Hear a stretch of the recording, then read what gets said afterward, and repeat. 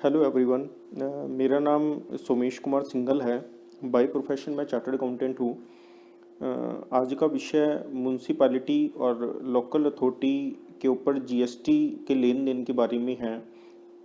मेरे काफ़ी सारे दोस्त एग्जीक्यूटिव ऑफिसर और अकाउंट पर्सन हैं म्यूनसिपैलिटी के अंदर।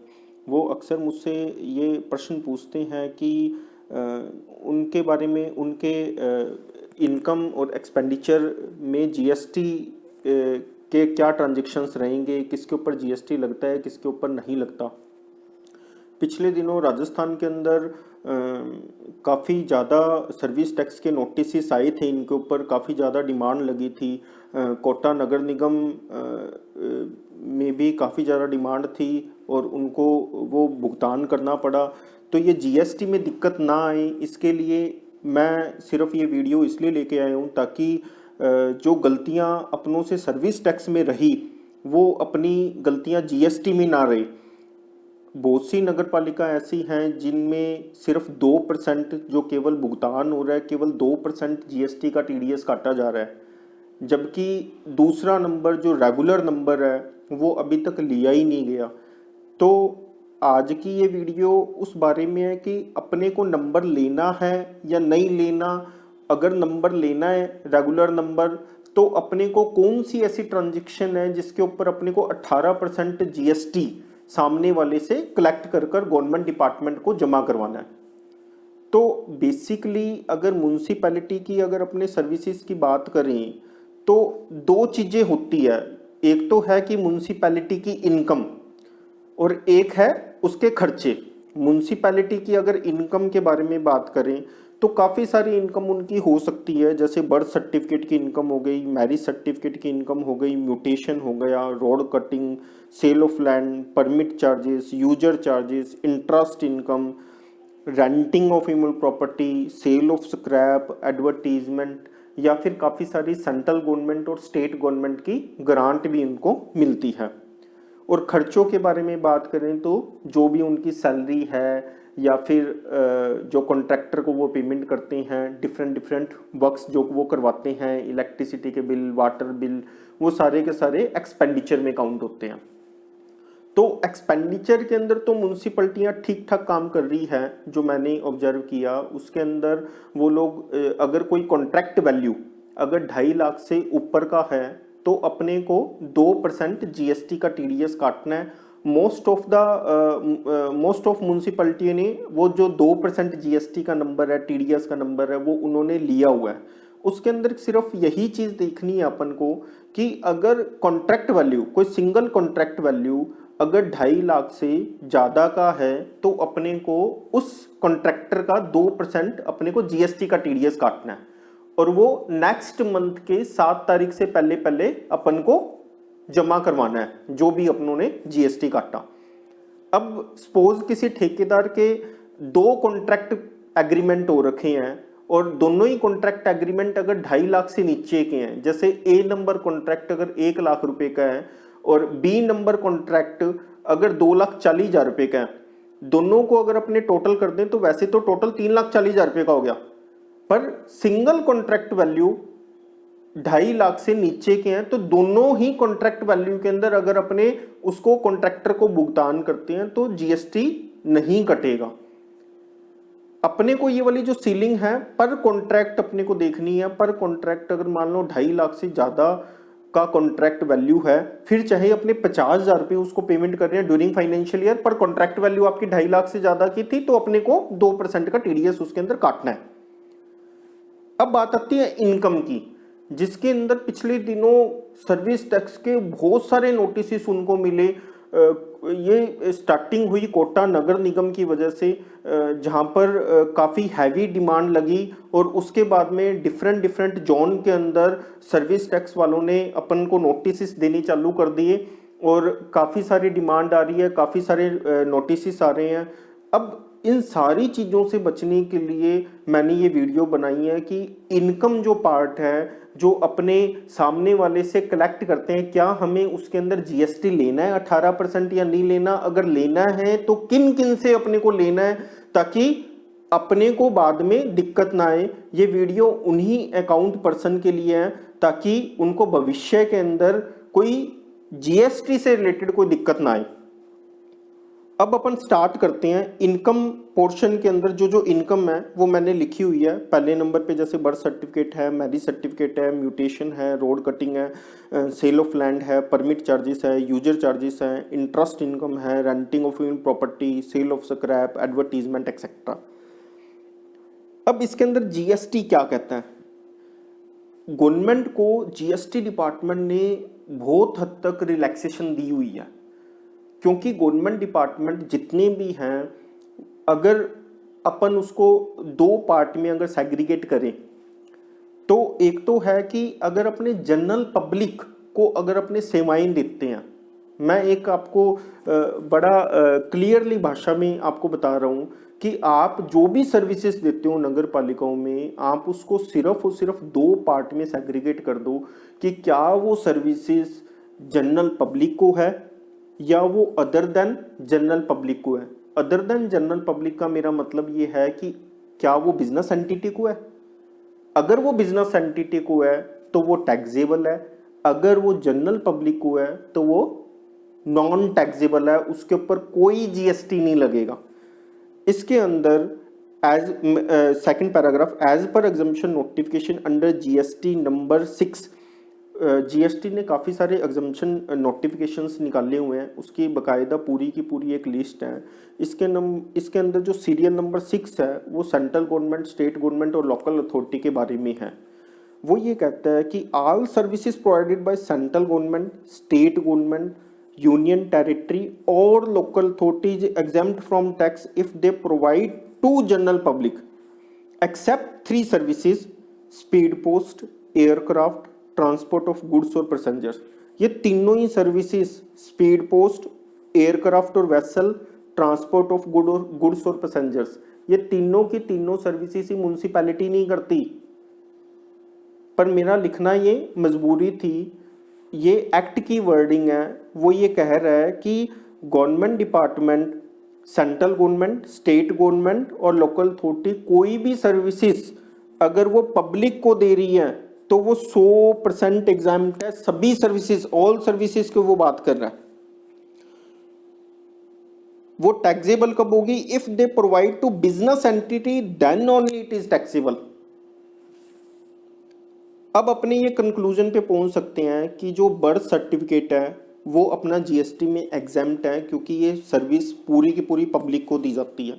मैरिज सर्टिफिकेट ये भी एग्जेम्प्ट है, ये भी पब्लिक को दी जाती है। ऐसे ही म्यूटेशन है, ऐसे ही रोड कटिंग है, ऐसे ही परमिट चार्जेस हैं, ऐसे ही यूजर चार्जेस हैं। मतलब वो सारी की सारी सर्विसेज अगर मान लो जनरल पब्लिक को दी गई है तो वो एग्जेम्प्ट है। अब जो मैंने बोल्ड किया हुआ है, renting of immovable property, sale of scrap, advertisement, इसको अपने अलग से रीड करते हैं, क्योंकि म्यूनसिपैलिटी के अंदर रेंटिंग ऑफ इमूवेबल प्रॉपर्टी एक ऐसी चीज़ है जो बिजनेस एंटिटी को दी जाती है। एडवर्टीजमेंट भी ऐसी ही सर्विसेज है जो बिजनेस एंटिटी को दी जाती है। जो अदर देन बिजनेस एंटिटी है वो तो उसकी तो अपने बात ही नहीं कर रहे, वो तो 100% एग्जेम्प्ट है। अब renting of immovable property second page के ऊपर है, renting of immovable property, advertisement और इसके अंदर लीज आप कवर कर सकते हो। लीज के अंदर बेसिकली 2 टाइप होते हैं, एक तो होती है रेजिडेंशियल लीज और एक होती है कमर्शियल लीज।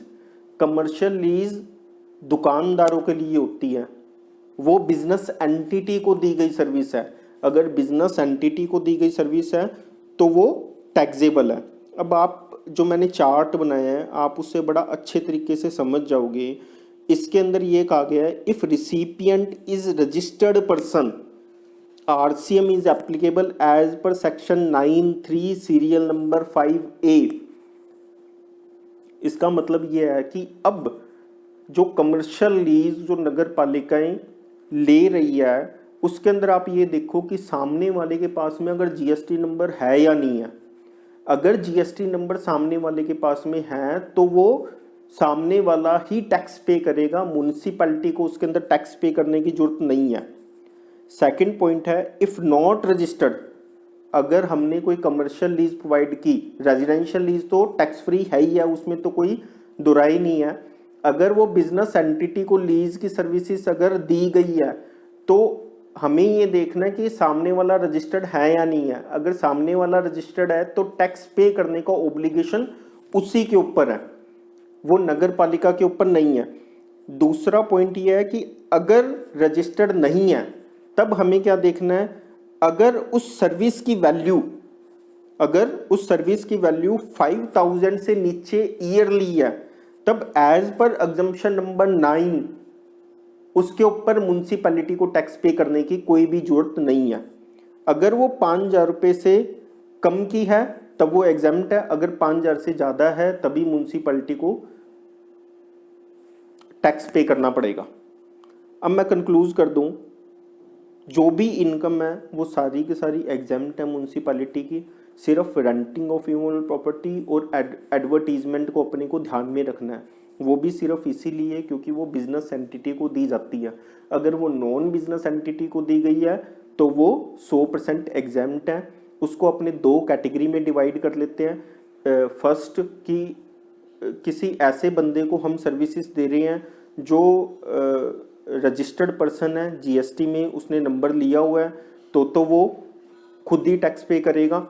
सेकंड नंबर है कि अगर वो रजिस्टर्ड नहीं है तो हमको ये देखना है कि उसकी पूरे साल भर की जो लीज आती है, अगर वो 5000 से नीचे है तो हमें टैक्स पे नहीं करना as per exemption notification number 9। अगर वो 5000 रुपये से ऊपर की लीज है या 5000 से ऊपर का किराया है तो म्युनिसिपैलिटी को टैक्स पे करना पड़ेगा।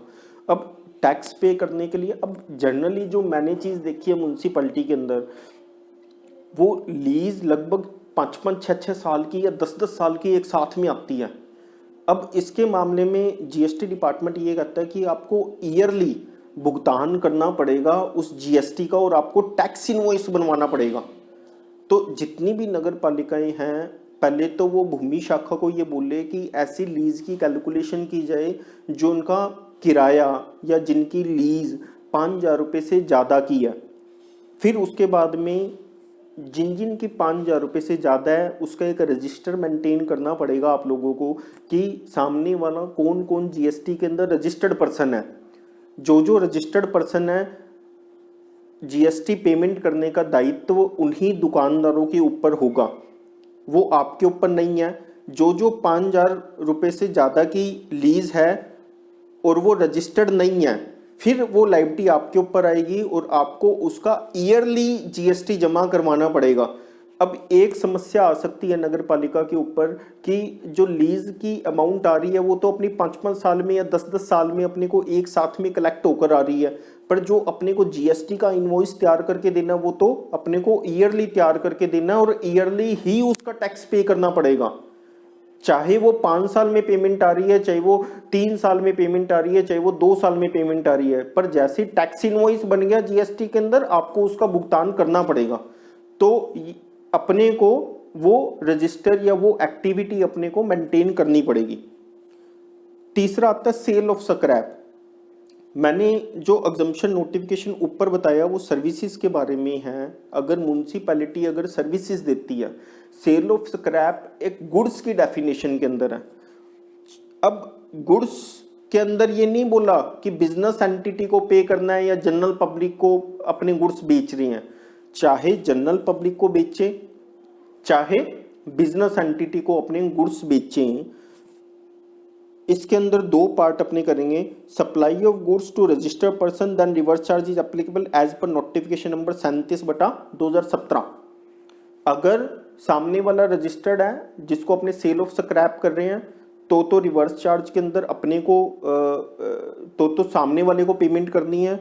अगर वो रजिस्टर्ड नहीं है तो म्युनिसिपैलिटी पे करेगी। अब इसमें एक क्वेश्चन आ सकता है कि अगर सामने वाला जिसको हमने सेल ऑफ स्क्रैप किया अगर वो बिजनेस एंटिटी नहीं है, कोई सपोज करो कि किसी को घर के लिए सामान की जरूरत है, म्युनिसिपैलिटी कोई फर्नीचर बेच रही है, कोई अलमारियां बेच रही है जो कि किसी को घर के लिए आवश्यकता है, उसने ऑक्शन के अंदर पार्टिसिपेट किया तो भी उसके अंदर टैक्स लगेगा, क्योंकि ऊपर वाला जो एग्जम्पशन नोटिफिकेशन है वो सेल ऑफ सर्विसेज के ऊपर है। सेल ऑफ सर्विसेज के अंदर अगर सामने वाले को, अगर वो बिजनेस एंटिटी है तभी टैक्स की इम्प्लीकेशन है, अगर जनरल पब्लिक है तो वो पूरी तरीके से एग्जम्प्ट है। पर सेल ऑफ गुड्स के अंदर ऐसा कोई एग्जम्पशन नोटिफिकेशन नहीं है। इट मींस कि जो सेल ऑफ स्क्रैप जो म्युनिसिपैलिटी करती है, अगर सामने वाला पर्सन जिसको माल बेचा जा रहा है अगर वो रजिस्टर्ड पर्सन है तो वो खुद टैक्स पे करेगा। अगर वो रजिस्टर्ड पर्सन नहीं है तो म्युनिसिपैलिटी को जो भी उस सामान का रेट है, जैसे अगर आयरन बेच रहे हैं तो 18% या जो भी गुड्स का रेट है जो वो बेच रहे हैं तो वो उससे कलेक्ट करके नॉर्मल नंबर लेकर उसके अंदर जमा अपने को करवाना पड़ेगा। काफ़ी सारी नगर पालिकाओं को जब सर्विस टैक्स के नोटिस आए उसके अंदर एक बड़ा कॉमन उन्होंने डिमांड लगा रखी थी जो कि लीगल सर्विस थी।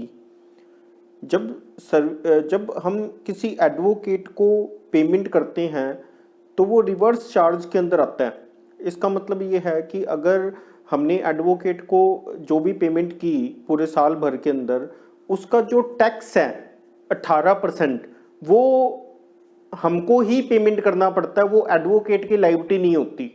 इसके अंदर चार्टर्ड अकाउंटेंट्स कवर नहीं है, सिर्फ एडवोकेट ही हैं जिनके ऊपर हमको रिवर्स चार्ज पे करना होता है। तो डिपार्टमेंट ने क्या किया, जब उन्होंने सर्विस टैक्स के नोटिस निकाले उसके अंदर उस एडवोकेट की फीस को भी ले लिया। अब हम देखते हैं कि एक्सपेंडिचर के अंदर एडवोकेट को जब हम फीस पे कर रहे हैं तो क्या नगर पालिका की लायबिलिटी बनती है या नहीं बनती। तो उस बारे में जो एक्ट कह रहा है उसकी वर्डिंग हम देखते हैं कि क्या है वो। Legal service exempt for municipality as per section 9(3) जो कि रिवर्स चार्ज का सेक्शन है। Service provided by an individual advocate including a senior advocate और firm of advocates by way of legal services directly और indirectly to any business entity, highlight the word, to any business entity located in the taxable territory, person liable to pay tax under reverse charge. Municipality is not business entity, hence it is not liable to pay service tax on legal service under reverse charge mechanism. बड़ा clear इसमें कहा गया है GST act के अंदर कि अगर हम एडवोकेट को अगर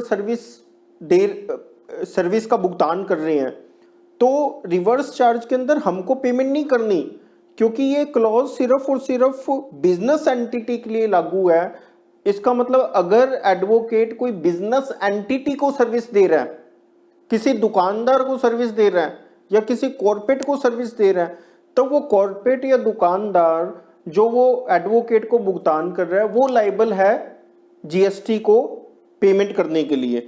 म्युनिसिपैलिटी बिजनेस एंटिटी नहीं होती, इसीलिए म्युनिसिपैलिटी लीगल सर्विस के पेमेंट के ऊपर उसके ऊपर जीएसटी एग्जम्प्ट है, म्युनिसिपैलिटी को कोई जीएसटी नहीं देना। अब मैं टोटल अपनी वीडियो को समअप कर रहा हूँ। म्युनिसिपैलिटी के अंदर दो पार्ट हैं, एक तो इनकम पार्ट और एक एक्सपेंडिचर पार्ट। एक्सपेंडिचर पार्ट के अंदर जो भी 2.5 लाख से ऊपर कोई कॉन्ट्रैक्ट वैल्यू है उसके ऊपर 2% जीएसटी का टीडीएस काटना है। दूसरा नंबर म्युनिसिपैलिटी को लेना पड़ेगा जो कि एक जनरल नंबर होगा जिसके ऊपर म्युनिसिपैलिटी की जो इनकम है वो 18% वो सामने वाले से कलेक्ट करेंगे और फिर वो गवर्नमेंट डिपार्टमेंट को पेमेंट करनी है। उसके अंदर जो गवर्नमेंट डिपार्टमेंट है वो लगभग जितनी भी सर्विसेज हैं वो सारी की सारी सर्विसेज एग्जम्प्ट हैं। अगर कोई गवर्नमेंट म्युनिसिपैलिटी जनरल पब्लिक को अगर सर्विस दे रही है तो वो सारी एग्जम्प्ट है, उसके अंदर कोई भी टैक्स नहीं देना।